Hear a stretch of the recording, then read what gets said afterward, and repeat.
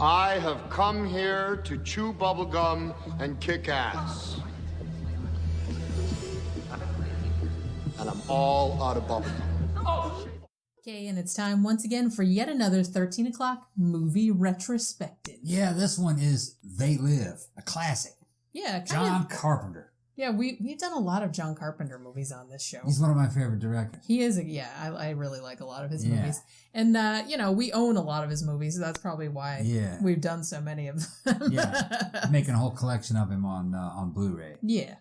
All of his good stuff, though. There's, I wasn't too big in, like, Big Trouble in Little China. Vampires. Yeah, vampire. We'll see. I'll get to it when time comes. I didn't like, what was the one with the green goo in the canister?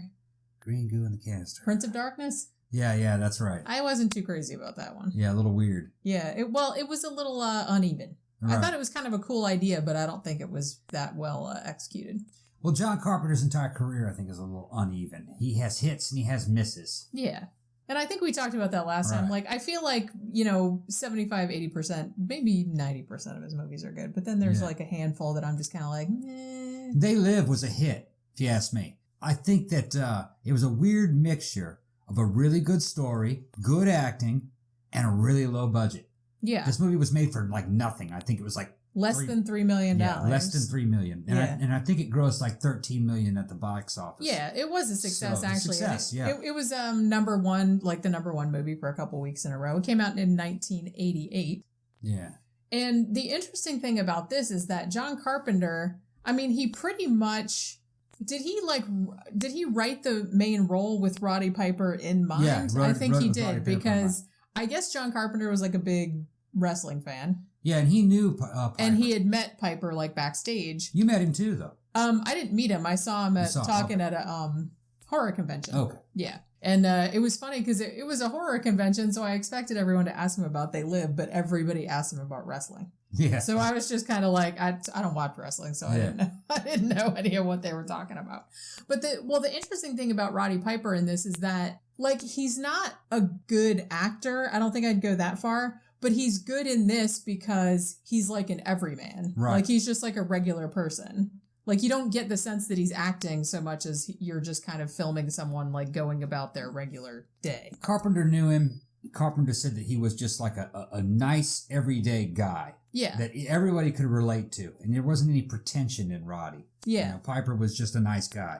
And he didn't really have to do a whole lot of acting because he was kind of playing himself. Evidently, that's what he was like. Because I think, again, that's probably why John Carpenter picked him for this role, because... One, because we have the Blu-ray of it and we listened to the commentary with Roddy Piper and John Carpenter. And like you said, Roddy Piper seemed like a super nice man, like super humble and all this other stuff. Very self-deprecating, very funny. He had actually had a lot of problems of his own, like with homelessness and things like that. So he could relate to this character, I think. And he didn't really have to stretch all that much to play this role. Yeah, and this had another one of my favorite actors in there. His name was Keith David. Yeah. All right. And Keith David was the black guy from The Thing. Yeah. He played Childs. And Childs was kind of like, he was kind of co-starring with the Crussell. Yeah. So there's like, there's this connection between the Crussell and David. Keith David. And if you listen to our last one where we talked about 6 degrees of Crussell. That's right. So you have a situation where you have Keith David, you have John Carpenter, and the shadow of Crussell is, you know what I'm talking about? It's kind of cast on this film. Okay. That's right. All right. There's a relation there. So he's not, so like Crussell isn't in it, but he's kind of in it in spirit. He's in it in spirit. That's how, that's, you know that's what I mean? That works. That's how I see it. This is how it's seen through the eyes of Ross. You know what I'm talking about? Part of mine. The eyes of kind of like my Crussell-based bromance. I know. Yeah. This is going to become a running joke on the show, just like our "Where's That Raccoon?" and Man Said I Could. This will be like every episode now. You have to bring up Crussell in some way. Well, it doesn't matter like how labyrinthine the connection is. Well, Crussell also worked with Quentin Tarantino, and I went to school with Quentin Tarantino. So you're related. I'm part of the Crussell sphere. Wow. It's like not the chronosphere, but the Crussell sphere. If you could see, my mind is being blown right now, just like scanners. That's right. Yeah, you didn't know that. No, I didn't. No, I'm. So now I guess that's my association with Crussell too. That's right. I'm related through you. Related to Crussell through me. Exactly. All right. So Keith David was in The Thing, and John Carpenter liked him so much that he wrote the role of Frank in They Live specifically for Keith David also. Yeah. Keith and Piper actually became good friends on this film. Keith David kind of taught Roddy kind of how to act, and they would like go to lunch together in character and just pretend like they were their characters. Yeah. You know what I mean? For like days on end. So evidently there was kind of like some male bonding going on in the real world between Keith David and Roddy Piper. Which that's kind of cool. And that's one of the things that I thought was really cool about listening to the commentary on this movie was that Roddy Piper, I mean, he took this acting job very seriously. Yeah, right. And he was like, you know, he wanted all the tips people could give him. Right. And he was like always asking John Carpenter. He's always asking Keith David, what should I do? How should I do this? And stuff like that. So like I said, he's like a very humble dude. He wasn't cocky at all. Right. You know, he knew that he was, you know, that he didn't have the acting chops that maybe some of the other people on the movie had. And so he was like constantly asking for advice and stuff like that. But like I said, I think his lack of acting experience kind of lent something to this movie. Yeah. Actually, watching this movie with the commentary is awesome. Yeah. With Piper and John Carpenter talking. Yeah. I enjoyed it very much. Oh, man, I did terrible right there. You know, I know. No, man, you did fine. Yeah. If you didn't do well, then I wouldn't have put it in there. You know what I mean? That kind of stuff. Oh, man, I didn't do good there. You know. It was it sounds good. Well, it's so funny because I can see, like, I could never, I don't think I would ever make a good actor because I'm too, like, self-conscious. Yeah. And I can imagine, like, how fucking horrifying it must be to, like, have to watch yourself on screen. I don't even like listening to our own podcast back because I don't really like listening to myself talk. Yeah. So it's like if you had to see your big ass face, like, up on the movie screen and stuff, like, oh, God, I would hate that. I would hate that. Yeah. And I would be just like Roddy Piper on that fucking, I'd just be like, oh my God, I suck so bad I can't even look. You know what I mean? It would be like that. But he doesn't suck. He's awesome in this. Yeah, there's a lot. This movie's just awesome because there's a lot of like really classic memes in it. You know, putting the glasses on. And, you know what I mean? It really made a huge cultural impact, I think, that was kind of greater than its box office would have suggested, I guess, is what I'm saying. If you don't know the premise, this is about a guy who's homeless and he ends up in a homeless camp, and it's right next to this church. And this church has something clandestine going on in it. Roddy Piper plays a guy, his name is never mentioned in the film, but he's accredited as Nada. Is his name, which means nothing, and in Spanish. He goes into this church and he finds these boxes of sunglasses that are being made in this church. And you can hear, like, in other rooms, revolutionaries talking, you know, how are we going to get this to the people, blah, blah, blah, blah. Well, later on, he steals a pair of those glasses and later on he puts them on. And when he puts them on, he sees in black and white, and he sees that all the ads have all these subliminal messages. All the TVs are giving these subliminal messages. And it's things like sleep, you know. It says conform. Conform, yeah. Marry and reproduce. That was one of them. That's right. All the dollar bills said, "This is your God." Yeah. And then he finds out that some of the people are not people. That they're aliens. They're like an alien, and they look kind of like skulls. And what's his name? Carpenter calls them ghouls.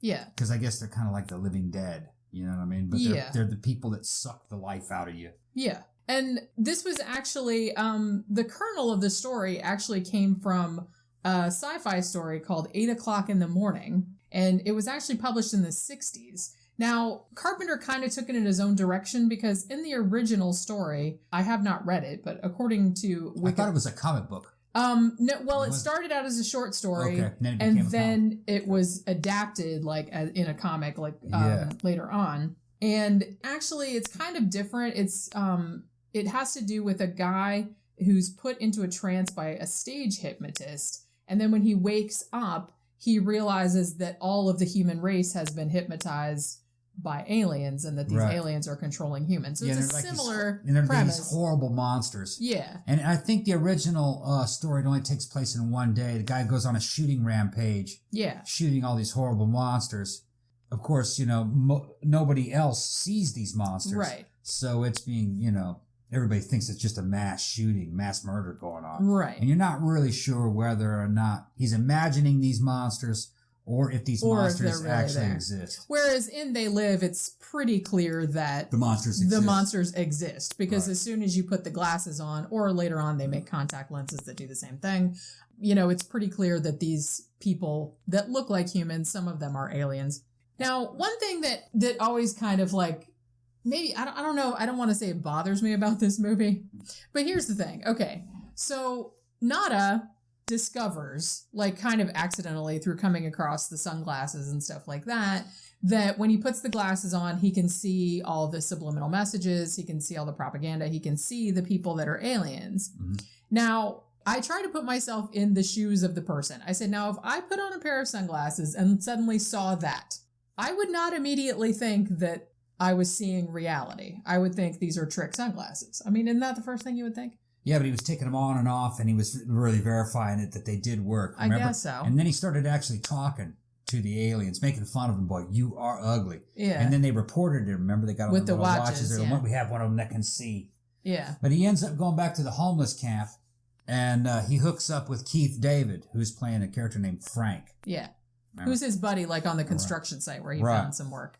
Now, Nada had just gone on this shooting rampage, and some of the aliens that he killed were alien cops. Yeah. So, he's wanted by the law. He goes back to the camp, and he tries to get his buddy Frank to put the glasses on to see. Right. And he won't put them on.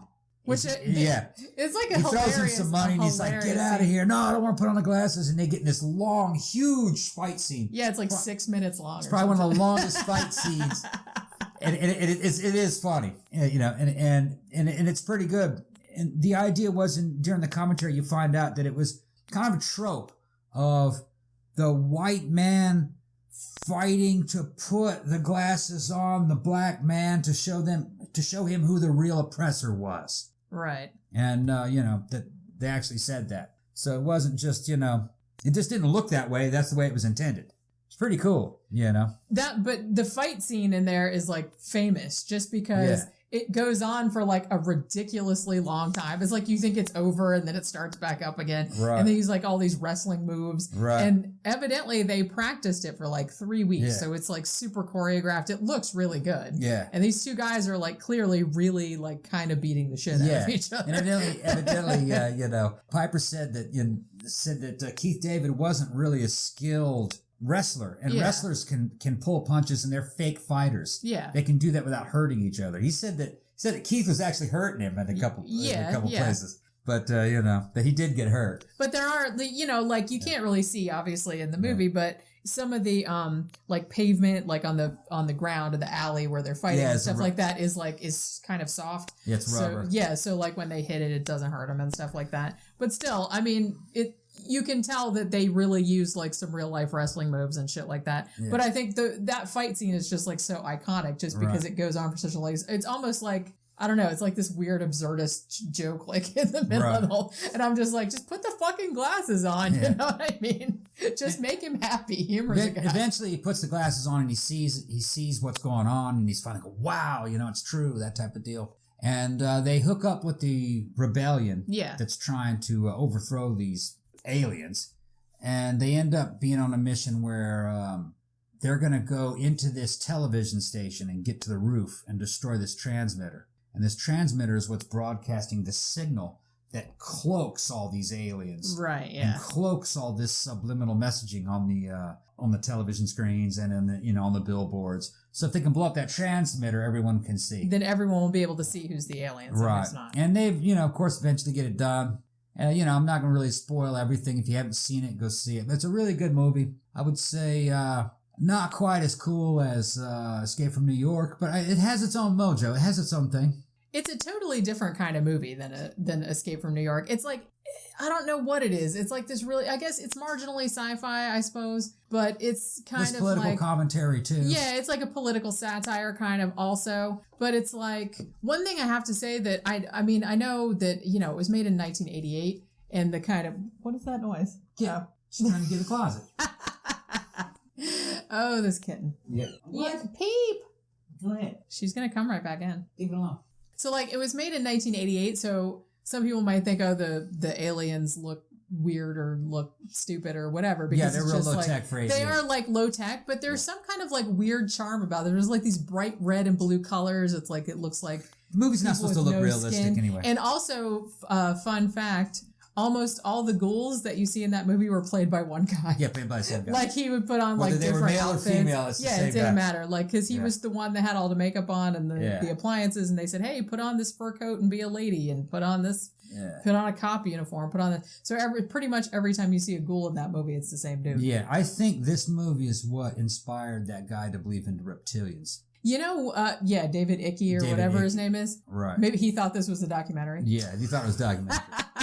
Now, David Icke did the reptilian things and the New World Order crap. And really, I think that evolved into the kind of the Alex Jones idea of the globalists. Because you find out that this is an alien effort to swallow up all the nations of the earth and put them under their dominion. And they're doing it for profit. Yeah, they're like it's basically like yuppie aliens. Like all the yuppies that you see are aliens, basically. Yeah, every time you see a rich person in real life, you put the glasses on and they're the aliens. Yeah, and then there are also some humans too that are like sleeper agents, like the character of. Should I spoil it? No. Oh, okay. Yeah, but there are humans working with them. There are humans that know about it and that are working with them, so they're like traitors. Right. And there are a couple of those in the movie. The Carpenters did say that real life events inspired him to write this film. In the commentary, he's saying that it was based upon like Reaganomics, and he said that he based these people on Republicans, like hardcore capitalists.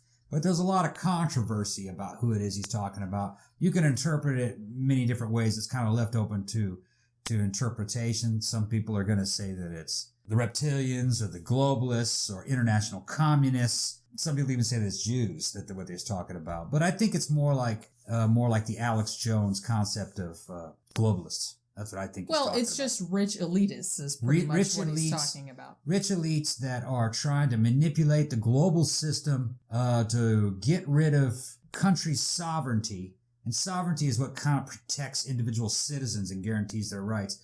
So, yeah, international crony capitalism, maybe international communism. You can interpret it any way you want to, I guess. Anything that's bad. And and like I said, they're definitely aliens. They're definitely like controlling the earth for some purpose. I don't think they really specify what the aliens' end game is or what they want.